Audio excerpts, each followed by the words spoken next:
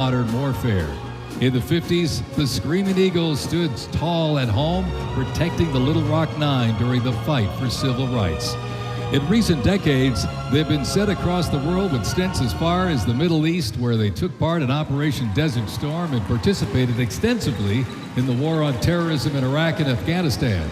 The Screaming Eagles continue to lead the way as tomorrow's division in today's Army.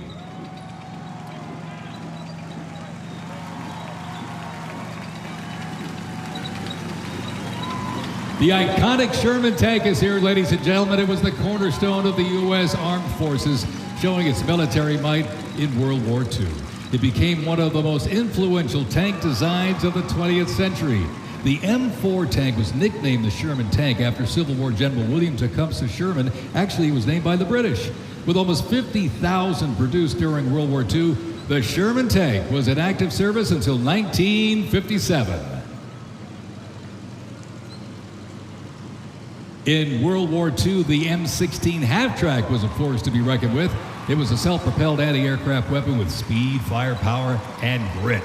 Nicknamed the Meat Chopper, its quad 50 caliber mount could unleash 2,300 rounds a minute. Quite devastating. It served through Korea, Vietnam, and beyond, and remains in use in U.S. allies to this day. The M16 half-track brings the fight wherever it rolls.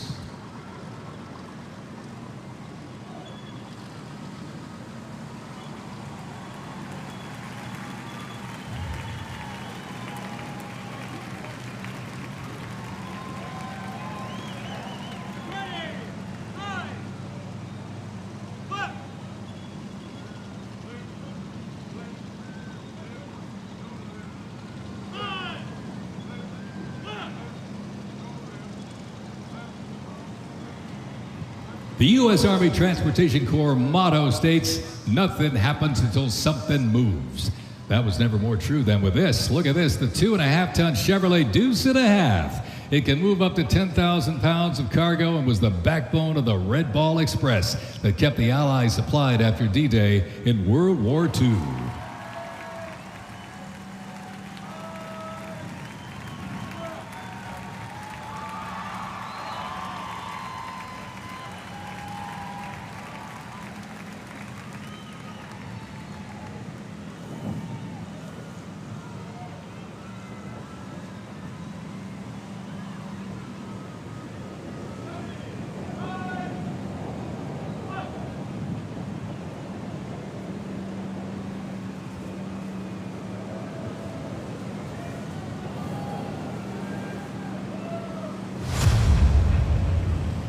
The Korean War, often referred to as the Forgotten War, began on June 25, 1950, with the North Korean Army's invasion of South Korea.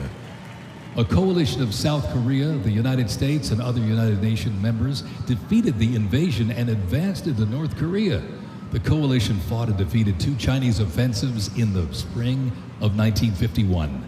Armistice negotiations began shortly after that defeat in July of 1951 until the armistice was signed 2 years later in 1953.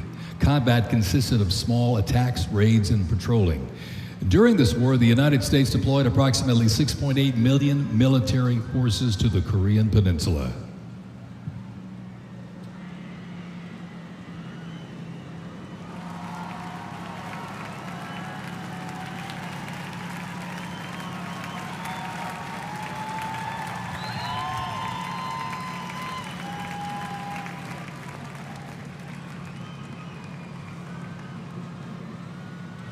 Special thanks to our sponsor, Coinbase.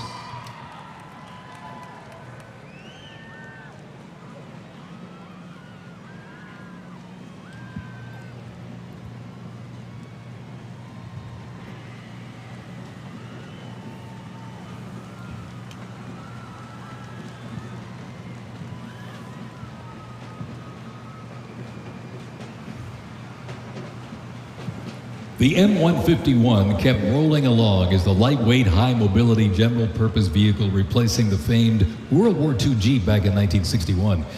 Officially named the Military Utility Tactical Truck, or MUT, most servicemen generally referred to it as a Jeep. The vehicle spanned more than 40 years in 4 manufacturers and were everywhere that the Army was deployed.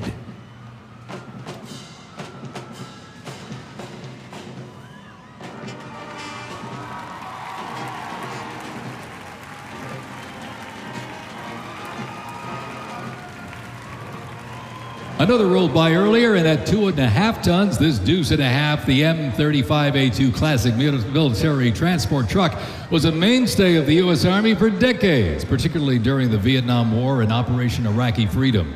The deuce and a half proved its value moving cargo, supplies, and soldiers. Its capabilities include up to 5,000 pounds off-road and 10,000 pounds on-road, making it ideal for moving just about anything. In the jungles of Vietnam, the U.S. Army faced a new kind of war. Helicopters became the new workhorses of battle, delivering troops, firepower, and supplies into some of the most unforgiving terrain on Earth. This is the U.S. Army in Vietnam, the era of air mobility, fierce firefights, and unwavering brotherhood.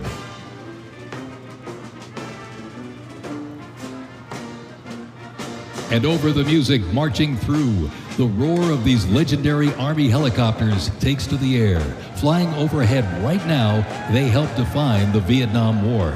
That staccato beat of the rotor blades was a welcome sound to many troops mired in combat.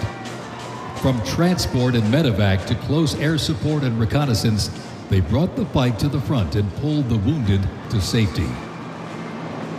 The OH-6 Cayuse scouted the terrain with unmatched agility.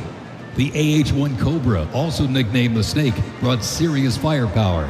Its slim design, as you can see here, helped it survive and thrive in hostile environments to protect soldiers below. And the icon of the era, the UH-1 Huey, the first turbine-powered helicopter in service with the U.S. military. There was nothing the Huey couldn't do. General support, air assault, cargo transport, medic evacuation, and ground attack missions. The Cayuse, Cobra, and Huey, ladies and gentlemen, three iconic Army symbols in the sky.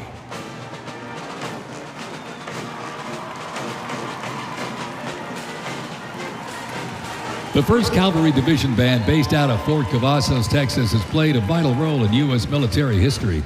Since its origins back in 1855 as the band of the 2nd Cavalry, it has supported operations from the Civil War to Desert Storm.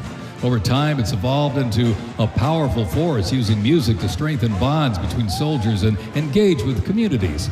From World War II in Korea to the Vietnam War in Bosnia, the 1st Teen Band has enhanced morale and upheld the division's enduring legacy. Today, the band continues its mission using music to shape perceptions, foster trust, and promote national Army and division interests. Standing ready to serve, it remains an enduring symbol of the 1st Cavalry Division's legacy and commitment to duty. The band performs Hit the Leather and Ride, a march composed by Captain Robert Meredith Wilson. This piece reflects the cavalry's transition from horses to mechanized warfare, capturing the speed, the resilience, and the tradition of the division. From Fort Cavazos, Texas, everybody, the 1st Cavalry Division Band.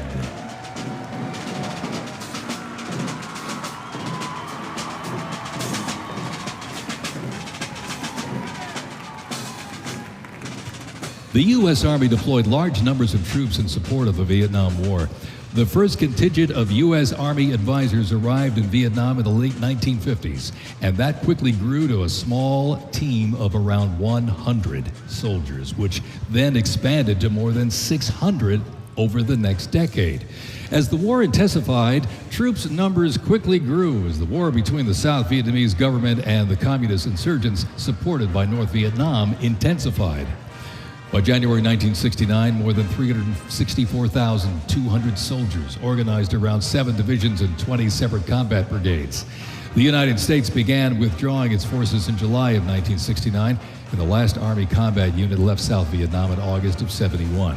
The last U.S. combat soldier came home March 1973, while a small number of non-combat personnel remained until April 1975.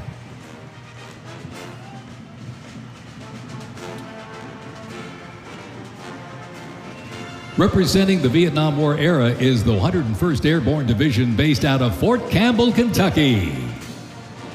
The unit is wearing replica Vietnam War uniforms, signifying the soldiers who served our nation during this time. Blistering heat, thick humidity, and unforgiving terrain demanded uniform innovation, and the Army, they delivered. New lightweight uniforms were constructed to move with the soldier. The M16 replaced the M1 Garand, calling for redesigned ammo gear and faster reloads in combat. Body armor got smarter, jackets and trousers got lighter, and field equipment was reimagined to meet the mission head-on. Gone were the heavy Mickey Mouse boots, replaced by canvas tropical combat boots that offered better grip, faster drying, and all-day endurance.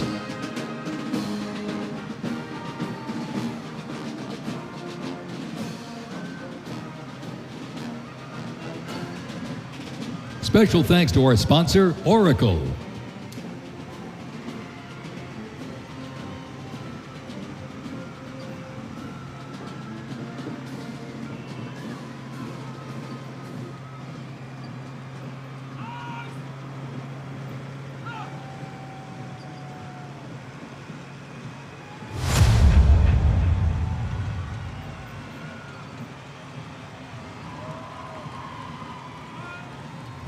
When Saddam Hussein's Iraq invaded Kuwait in August 1990, the U.S. Army deployed to Saudi Arabia to deter further Iraqi aggression in the region for what was known as Operation Desert Shield. By the fall, more than 750,000 troops comprising U.S. service members and coalition partners from more than 30 countries had assembled in the Saudi Arabian desert. In mid-January 1991, the U.S.-led coalition began Operation Desert Storm, which kicked off with an intensive air campaign designed to knock out key Iraqi infrastructure and weaken Iraqi forces. The ground offensive was launched in early 1991, where military forces overwhelmingly destroyed enemy tanks and vehicles. After only 100 hours of ground combat, coalition troops liberated Kuwait, and the Gulf War ended with Iraq's surrender.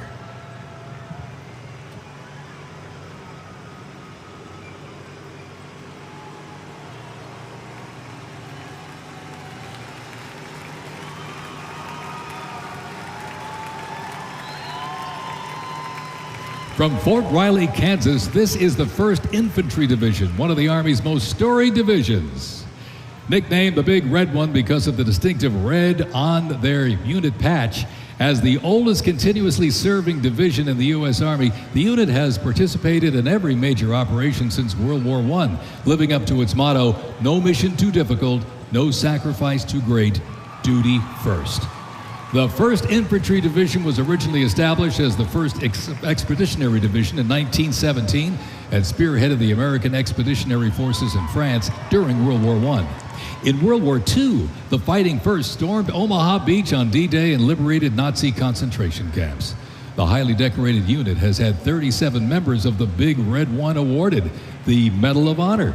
In Washington, D.C., the 1st Division Monument stands in President's Park, memorializing those who died while serving in the 1st Infantry Division. Ladies and gentlemen, they are the Big Red One, the 1st Infantry Division.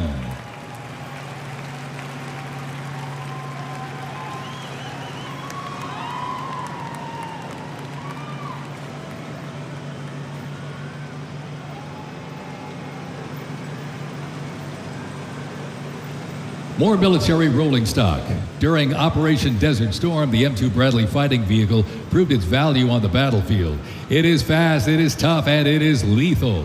Named for General Omar Bradley, a leader from West Point's famed class of 1916, the Bradley was built to carry troops into combat with protection and power.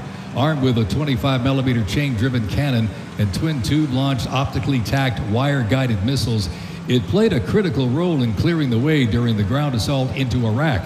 While the Paladin looks and sounds like a tank, it is technically a self-propelled howitzer and was first introduced back in the 1960s.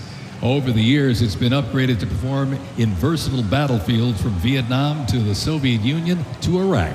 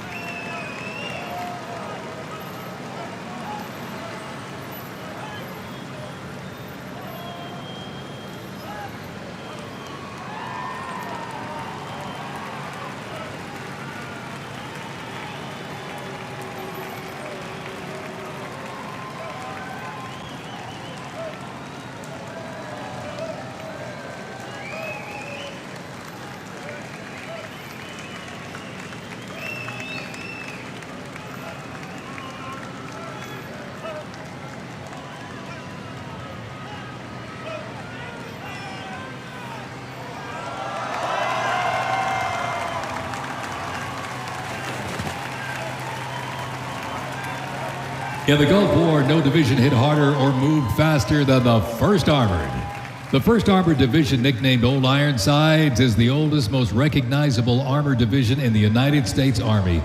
As part of the buildup for World War II, cavalry and reconnaissance units were brought together to form the 1st Armored Division in 1940.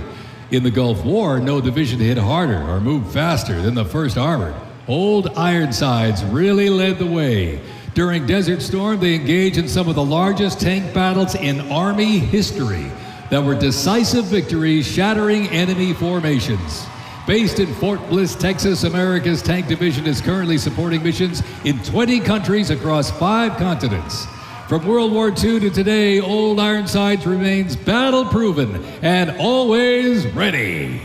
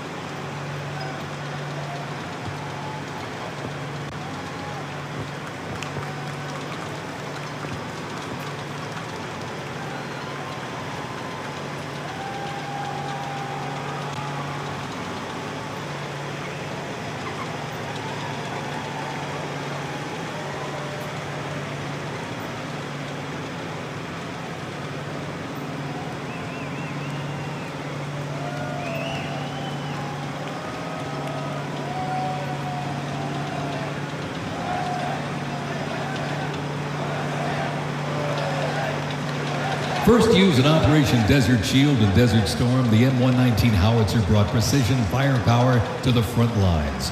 Lighter and more mobile than larger artillery, it was built for the infantry brigade, able to fire high into the air or directly at the target depending on the mission. Whether used in battery formation or as a standalone support weapon, the M119 delivered reliable, responsible fire when it mattered most. Still in service today, including on the front lines in Ukraine, it remains a trusted part of the Army's arsenal.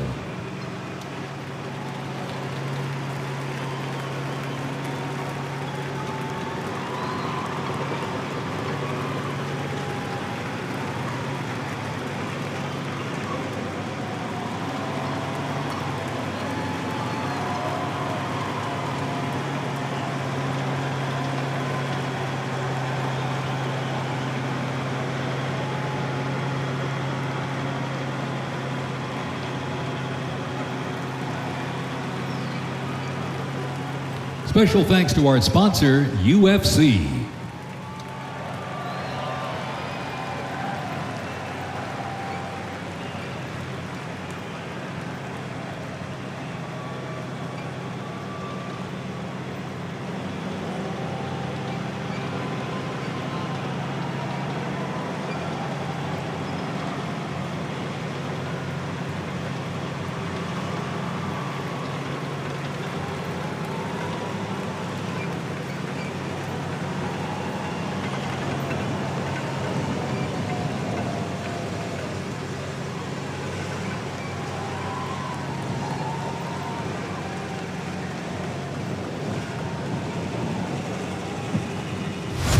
On September 11, 2001, terrorists destroyed the World Trade Center in New York City and struck the Pentagon in Washington, D.C. using commercial airliners. In response, the U.S. launched the global war on terrorism. The U.S. would stop potential threats around the world and take the fight to terrorist groups and the nations that back them. The Army immediately deployed forces to Afghanistan to destroy Osama bin Laden's al-Qaeda terrorist organization and depose his sponsors, the ruling Taliban. The 2003 President Bush expanded the war to Iraq. Soldiers and other armed services overthrew Iraq's dictator Saddam Hussein. The fight to stabilize Iraq and prevent terrorist groups from overthrowing its new government continues to this day. The campaign in Afghanistan lasted until 2021 when U.S. forces withdrew and the Taliban returned to power. Over the course of the two-decade conflict, over 2 million servicemen and women, less than 1% of the American population, deployed in support of the global war on terrorism. Most of those who served were members of the United States Army.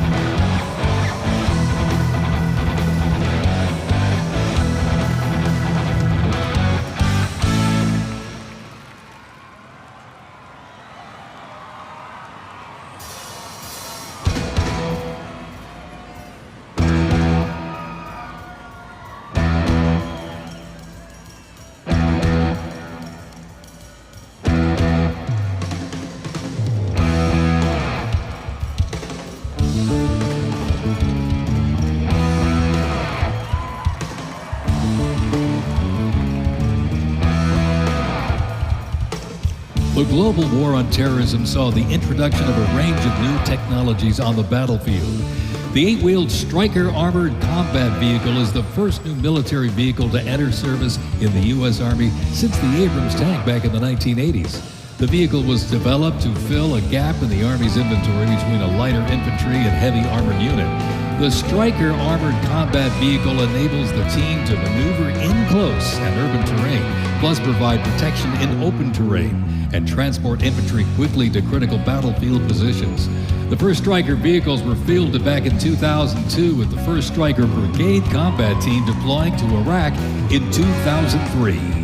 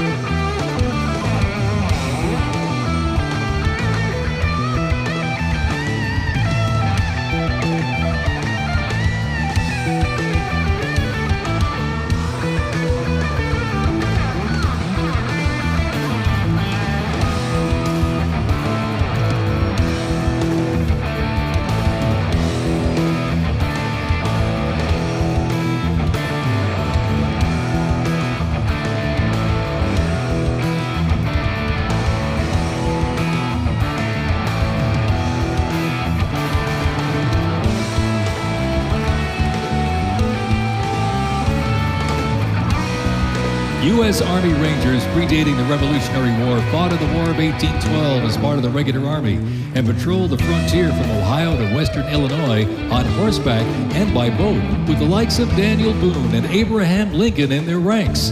After the 9/11 terrorist attacks, Rangers were called upon to lead the way in the global war on terrorism. As part of the U.S. Army Special Operations Command, the 75th Ranger Regiment, based out of Fort Bragg, North Carolina, represents a lethal, agile, and flexible force capable of conducting many complex joint special operations missions. Today's Rangers Regiment is the Army's premier direct action raid force. It is always combat ready, mentally and physically tough, and prepared to fight our country's adversaries. The U.S. Army Special Operations Command is an elite group of individuals trained to lead and succeed in protecting the country from their threats. Composed of 5 units with unique specialties, Special Operations works in small tactical teams, taking on the most challenging and sensitive missions. Military legends to service members and civilians alike, they take on terrorists through quiet guerrilla war-style missions in foreign countries. Ladies and gentlemen, the U.S. Army's Special Forces.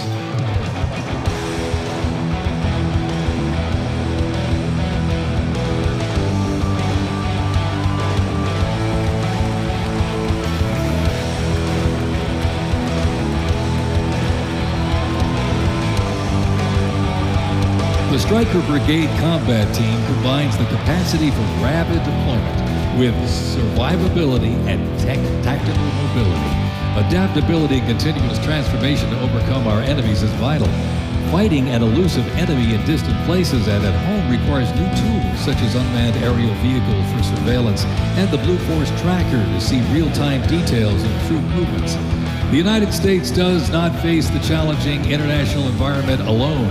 Our network of allies and partners is an advantage that our adversaries can never hope to match. Over 80 nations have fought alongside the United States or assisted in during the global war on terrorism.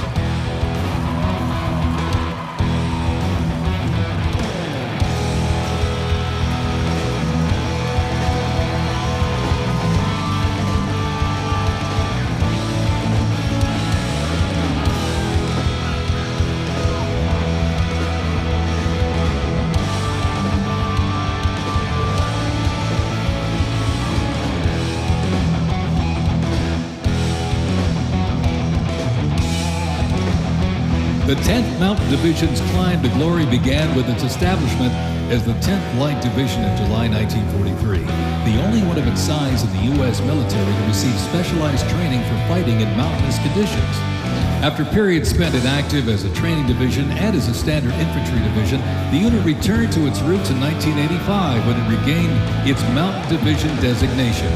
In the 1990s, the division participated in numerous humanitarian and peacekeeping operations. During the War on Terrorism, the 10th Mountain Division proved their mettle as light fighters through repeated deployments to Afghanistan and Iraq. Now, since 2002, the 10th Mountain Division, based out of Fort Drum, New York, has been the most deployed regular Army unit.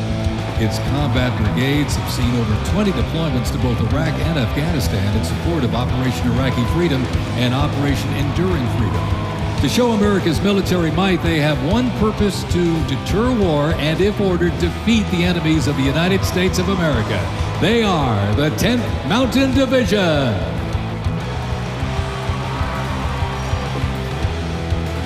Investments in cutting-edge systems, drone technology, and AI-powered capabilities strengthen the force, equipping soldiers with tools they need to protect the country and defend democracy.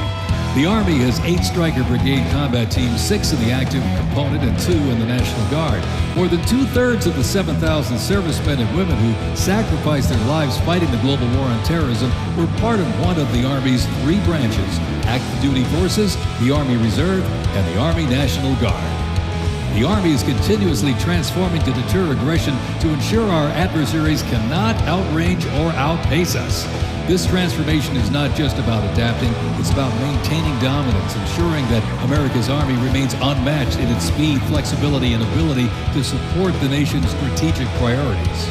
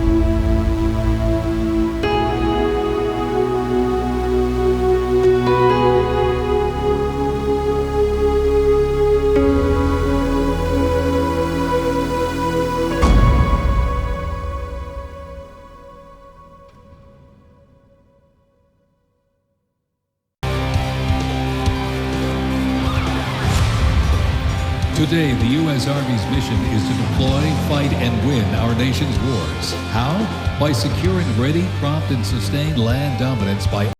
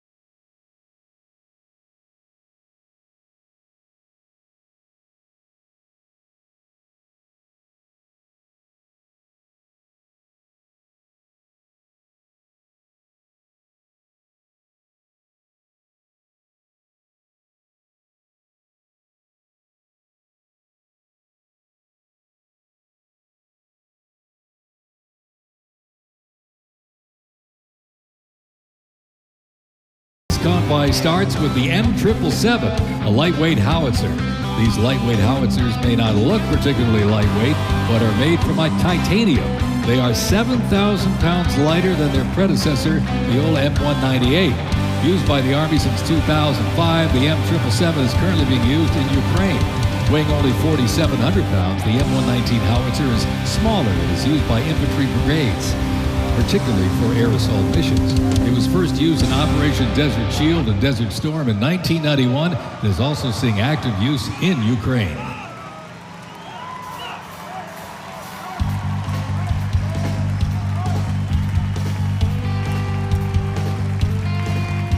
The 7th Infantry Division, stationed at Joint Base Lewis McChord, has been seeing continuous combat action ever since activation in World War I.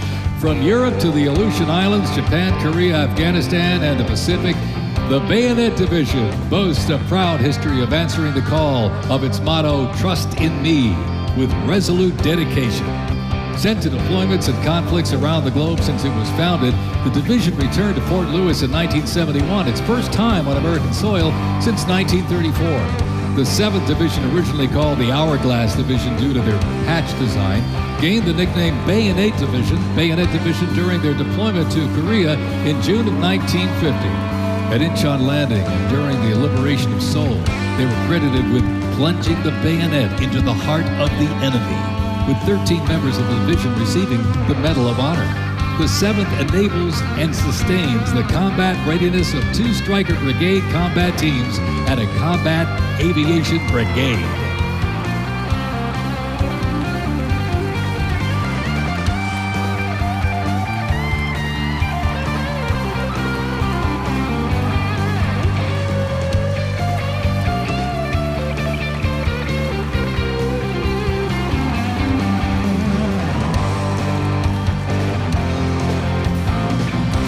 With the American soldier, the cornerstone of everything the Army does, we are continuously transforming.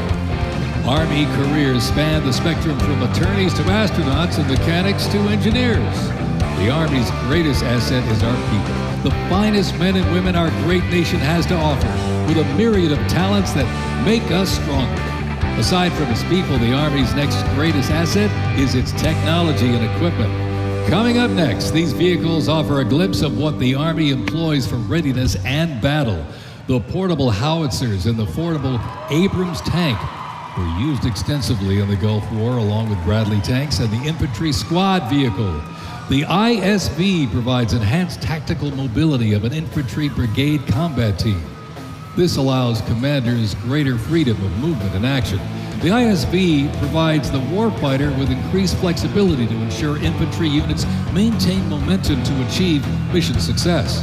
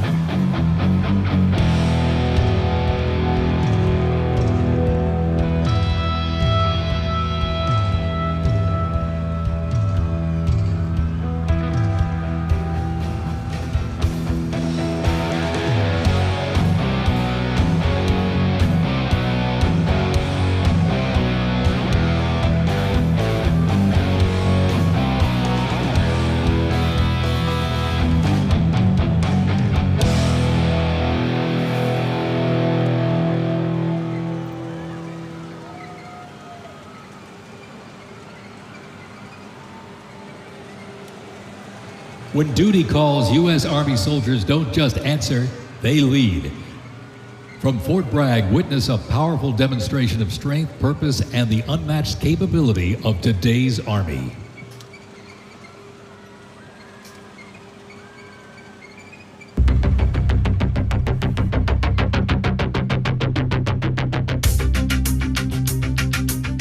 The Army has made me see my potential, and I feel like it's molded me into a better person. I grew up in a very patriotic household. My grandfather, he served in World War II, and his brother, my uncle, served in Vietnam. I can do this. If they can do this, I can do this. When I was born, my dad was still serving in the military, and him coming home in his uniform, I'm like, yeah, I want to do that. Ready for takeoff. My motivation, I think it follows in line, I think, with what my family's done is kind of a sense of duty to serve our country and give back since it's given us so much. I'm a very, let's say, timid person, but definitely helped me become a more confident person.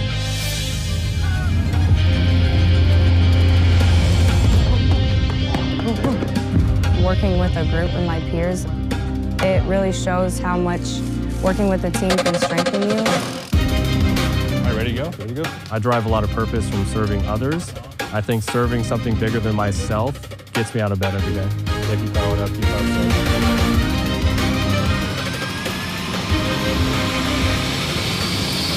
I definitely pushed myself further than I ever thought I could go. I joined the military service because I want to deploy. That's my main goal, is deploy, deploy, deploy. If we get the call, we have to go somewhere, we'll do what needs to be done. That's just the way we operate here.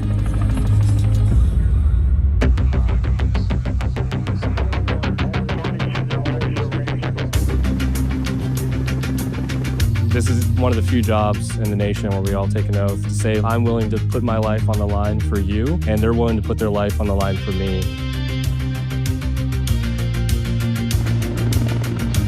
This is what we train for. This is what I want to do. My team leaders and squad leaders, they know exactly what to do. Check equipment, check weapons, check ammo.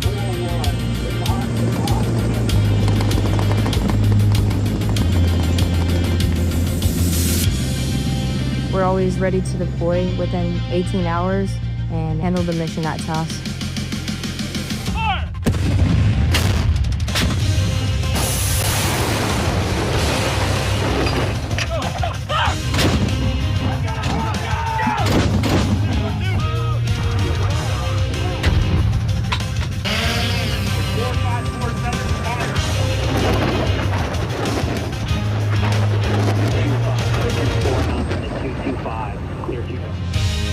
We jump so frequently so that our jump masters and the paratroopers are ready to deploy. Airborne personnel, stand up! I'm very passionate about being a jump master. The paratroopers, they see you and, you know, they believe in you. I love to instill that confidence with my passion into those paratroopers. It's a rush. It's great. Drop and clear for personnel drop.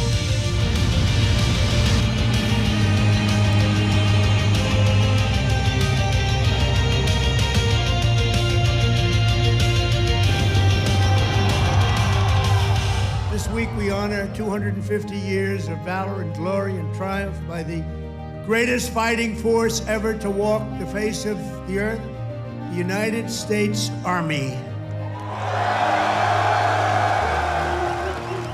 For 2.5 centuries, our soldiers have marched into the raging fires of battle and obliterated America's enemies. I love the Army.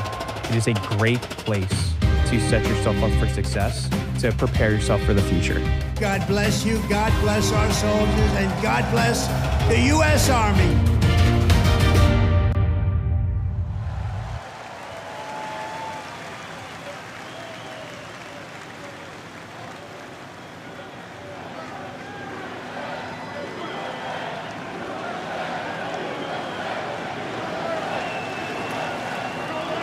Joint Base Elmendorf, Richardson, Alaska is the home to America's Arctic Angels, who execute expeditionary operations worldwide, conduct multi-domain operations in the Indo-Pacific theater and the Arctic, and on order decisively defeat any adversary in extreme cold weather, mountainous and high-latitude environments through large-scale combat operations. The Angels are the Army's only Arctic division.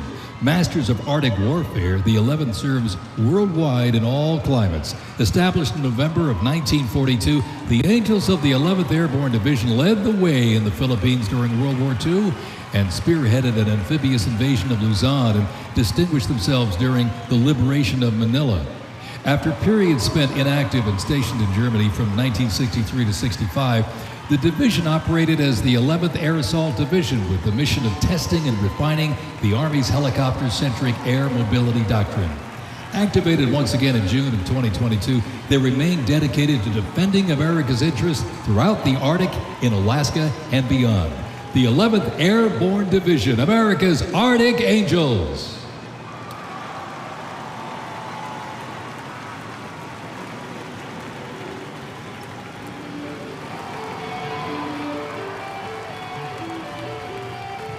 Requiring ongoing maintenance in the field and on base because nothing happens until something moves, wheeled vehicle mechanics supervise and perform maintenance, repair, and recovery operations on vehicles that serve the Army in a variety of mission-critical roles.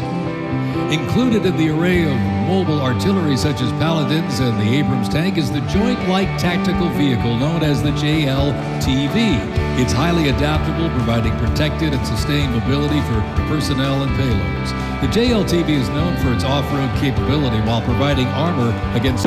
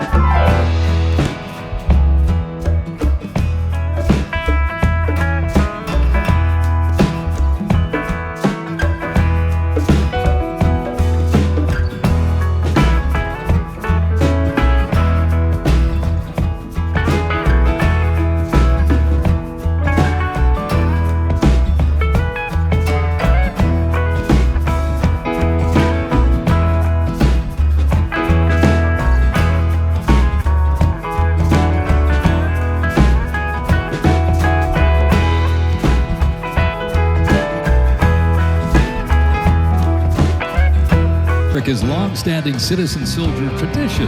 Organizationally, the reserve's roots lie in the Medical Reserve Corps, established back in 1908 to provide a ready reserve of medical manpower. This organization was folded into the new offices of the Officers Reserve Corps in 1917. Reserve organizations furnished crucial manpower to the Army during World War I and were merged into 1920 into the Organization of Organized Reserve.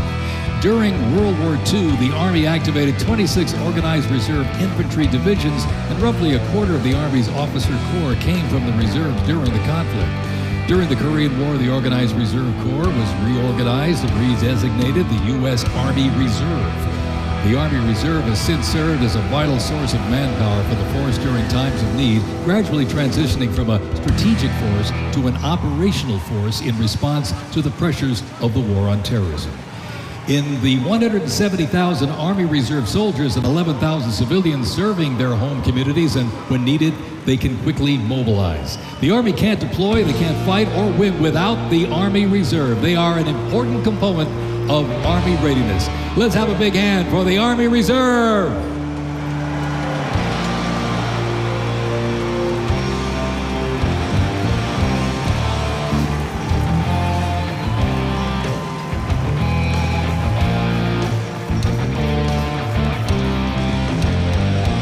Today and tomorrow's Army looks to increase safety and survivability, create efficiency, and streamline processes. The Stryker is a great example of assessing evolving needs and developing the solution. Strykers provide a balance between heavy armor and infantry brigade and combat teams.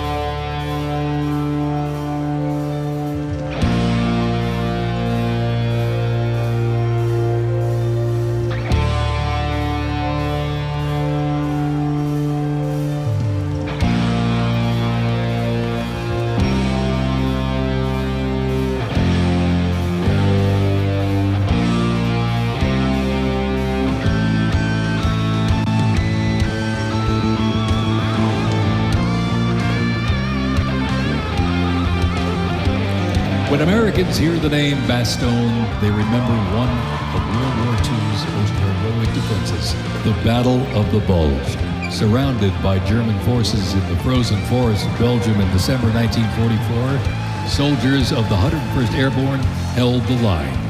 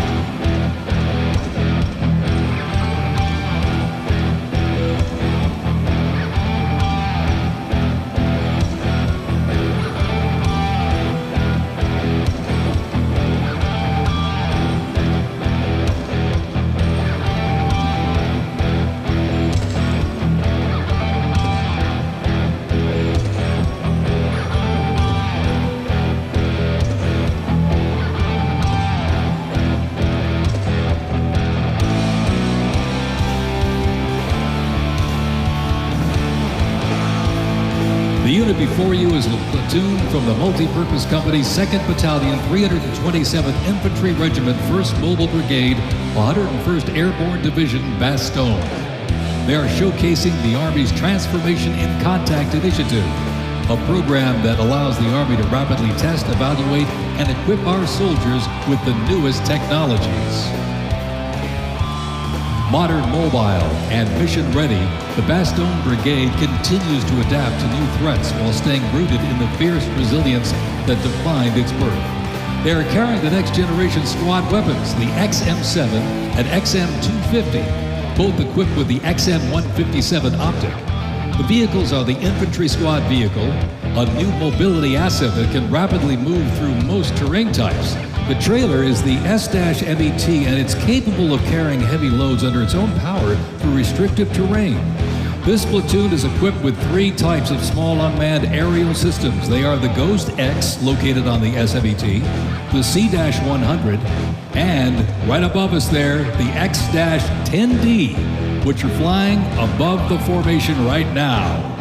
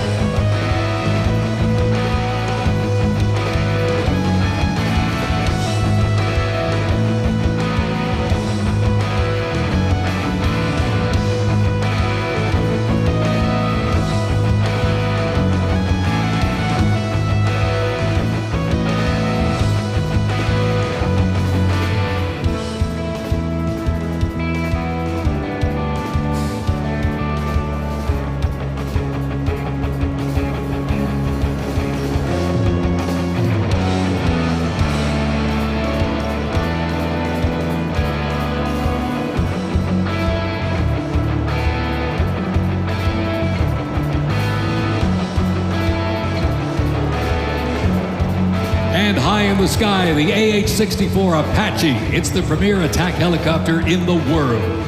The Apache entered service in the mid-1980s and continues to evolve and modify to meet worldwide threats. It can deliver intense fire on the battlefield with an array of aerial rockets, guided Hellfire missiles, along with 30mm cannon fire. The aircraft you see here is configured with a sophisticated targeting radar system and can operate in poor visibility and in the black of night. With more than 1,280 aircraft in operation accumulating over 5 million flight hours, 1.3 million of which have been in combat, the AH-64 Apache represents the backbone of the U.S. Army's attack helicopter fleet and a growing number of international defense forces.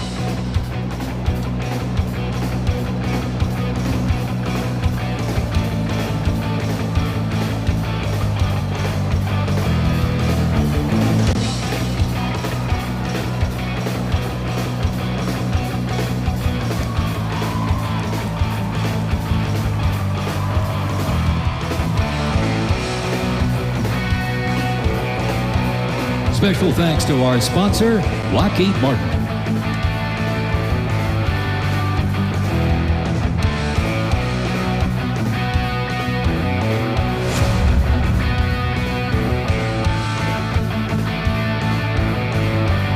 Now, let's roll on to the future of Army readiness. The Army Research Laboratory robot dogs reflect the latest in Army innovation. Look at this. Much like a true canine, these robots can go where soldiers cannot. They have increased mobility, improved tactical awareness, reduced risk to soldiers, and enhanced teamwork. Replacing soldiers, robot dogs can explore terrain that may be difficult for soldiers to traverse, dispose of explosive ordnance, and act in defensive posture or aggressive capacity when armed.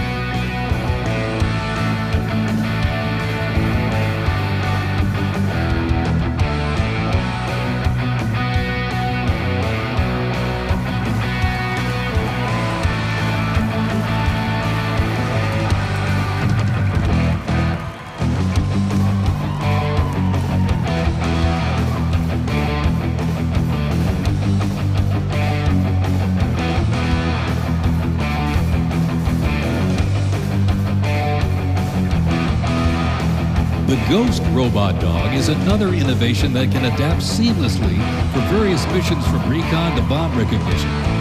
These dogs reduce risk and support soldiers completely in high-stakes missions. They have a standard walk speed of 2 miles per hour and are working towards 6.7 miles per hour sprint.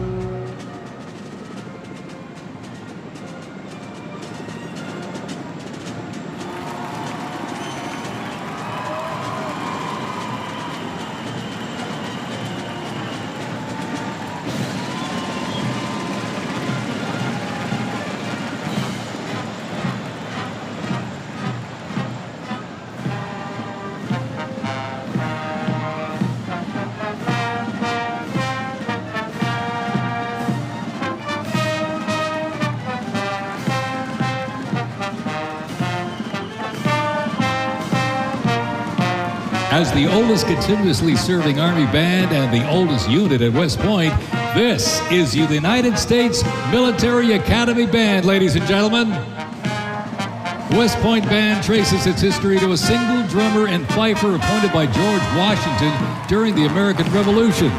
Over the next 2 centuries, this band evolved into one of the most capable and versatile performing groups in the world.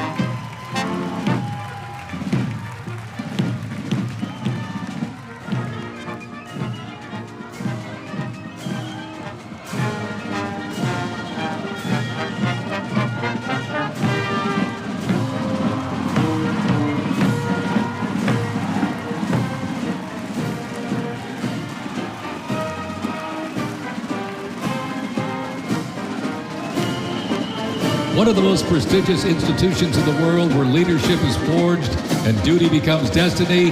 This is West Point, where Army leaders are made. With the motto of duty, honor, and country, West Point trains the best and brightest to serve their country as Army officers. Founded back in 1802 by President Thomas Jefferson, West Point is the home of the Long Gray Line, a legacy of courage and excellence that includes 77 Medal of Honor recipients, 2 U.S. presidents, Grant and Eisenhower, and numerous generals, including John J. Pershing, Douglas MacArthur, and Norman Schwarzkopf.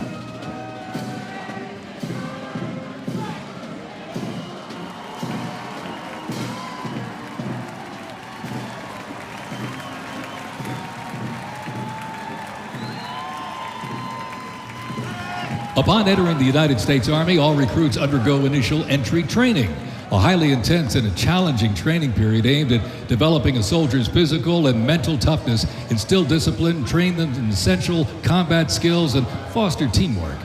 IET transforms civilians into soldiers based on the 7 core Army values: loyalty, duty, respect, selfless service, honor, integrity, and personal courage.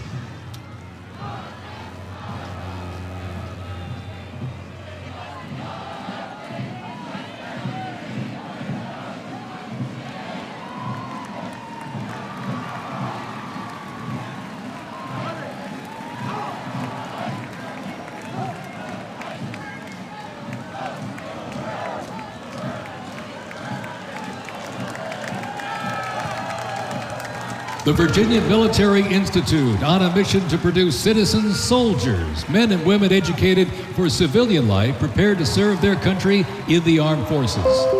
VMI counts a Nobel Prize winner, 11 Rhodes Scholars, generals, 7 Medal of Honor recipients, and a Pulitzer Prize winner among its graduates.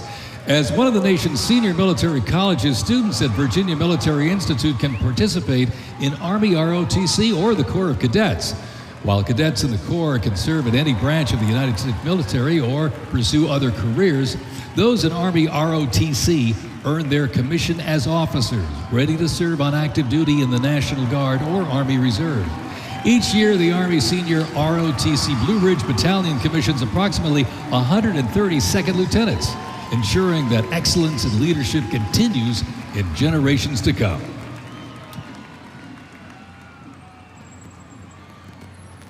The Citadel, the Military College of South Carolina, offers students the opportunity to participate in Army ROTC or the Historic Corps of Cadets.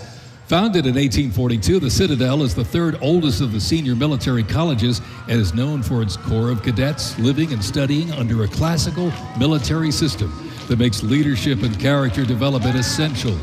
While military service is not required at graduation, more than 120 students earn their commission each year through the Army Senior ROTC Palmetto Battalion, playing a vital role in shaping the future.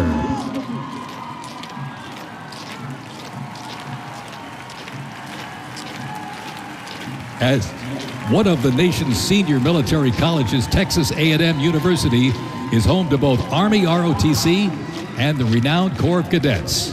The Corps of Cadets' central purposes has remained building individuals that exemplify respect, excellence, leadership, loyalty, integrity, and selfless service. Students at the university who participate in the Army ROTC earn their commission as officers ready to serve on active duty in the National Guard or Army Reserve. Each year, the Army Senior ROTC Warrior Training Battalion at Texas A&M proudly commissions more than 90 second lieutenants and is honored to shape the future leaders of the U.S. Army.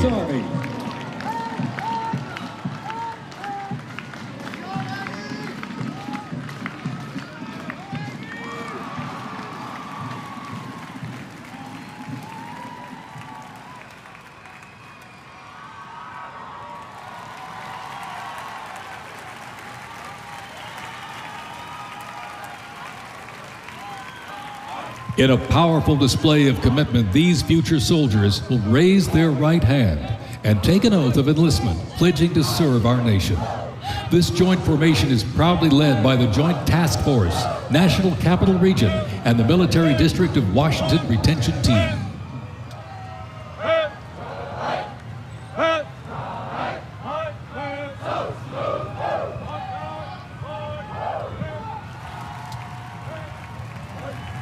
Shaping tomorrow's Army, West Point's most inspiring cadets remind us that America's future is courageous and in capable hands.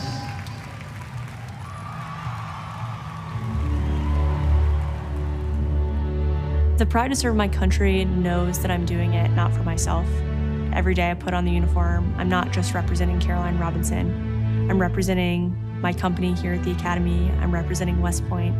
I'm representing the United States Army, and ultimately, I'm representing the United States of America. I really came to West Point because belief in the American dream and giving back to our country.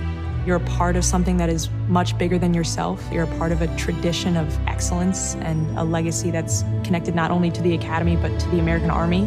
I'm surrounded by people who want to make themselves better and serve our country. Excellence is their baseline, and that to me is what it means to be a West Point cadet. From the earliest days of our nation, this supreme tradition of American military service has been passed down from soldier to soldier and generation to generation, and it's a beautiful thing to watch. My brother preceded me here, and originally I didn't really know what West Point was until he came. But when I saw the mission that they were committed to, of upholding the principles of American democracy and protecting the Constitution, I knew it was somewhere I had to be. Every time that we lived outside of the United States, I always developed this sense of gratitude and pride of being an American, and I wanted to give back to my country what it gave to me. And it wasn't until I zipped up the blouse and I put the belt on for the first time that I realized that I was going to be serving my country, and it felt right. West Point was the place that I needed to be, and more importantly, the Army was where I wanted to be. I just looked to the left and right over basic training and realized that we all had the same American patch on our shoulders, that we're all fighting for the same thing. I mean, there was no better feeling in the world knowing that every single person around you is committed and willing to die for that mission. You came for excellence, you came for duty, you came to serve your country, and you came to show yourselves that you are among the smartest, toughest, strongest, most lethal warriors ever to walk on this planet. What excites me the most about my future in the Army is the opportunity that I'm going to have to give back to the American soldiers that I'm going to be leading. Because ultimately, they don't get to choose. And to me, it's that burden of responsibility to be the best leader. And as a young officer, that's going to be exactly what I get to do. I was the cadet basic training first detail for the first 3 weeks.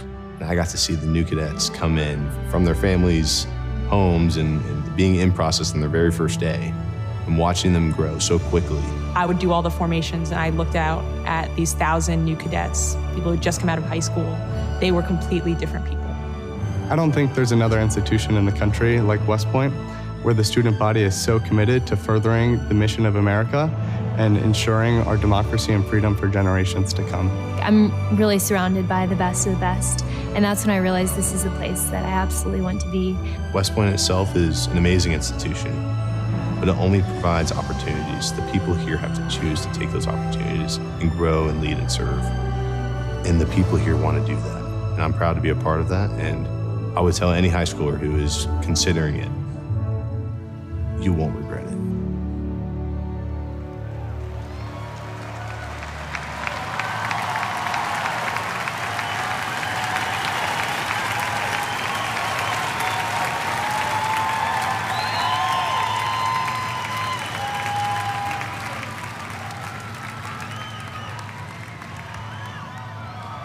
Left. Face. Mr. President, First Sergeant Norton reporting for duty, sir. Ready to commence the ceremony as directed.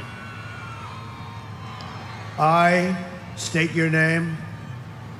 I Do solemnly swear that I will support and defend the Constitution of the United States of America against all enemies, foreign and domestic, that I will bear true faith and allegiance to the same, and that I will obey the orders of the President of the United States and the orders of the officers appointed over me according to regulations and the Uniform Code of Military Justice. And the Uniform Code of Military Justice. So help me God. So help me God. Congratulations, congratulations. Welcome to the United States Army, and have a great life. Thank you very much. Have a great life. Thank you.